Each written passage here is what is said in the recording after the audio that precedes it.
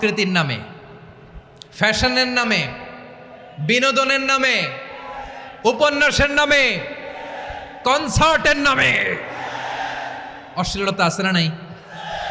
আপনি দেখেছেন কনসার্টগুলোর অবস্থা?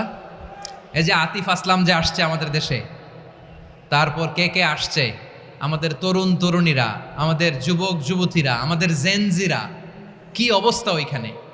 হ্যাঁ, কি অবস্থা? কে বাঁচাবে ওদের?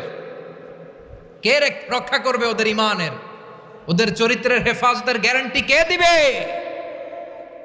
কনসার্টের নামে অশ্লীলতা আছে না নাই?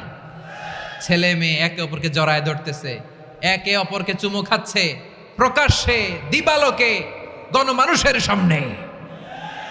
আল্লাহ তাআলা এই অশ্লীলতা থেকে আমাদেরকে বেঁচে থাকতে বলেছেন, বেঁচে থাকতে বলেছেন। রূপালী জগতের নামে অশ্লীলতা আছে না নাই? এই টার্মটা আপনারা জানেন না? রূপালী জগৎ কি জগৎ? আসলে কি রূপালী জগৎ না অন্ধকার জগৎ?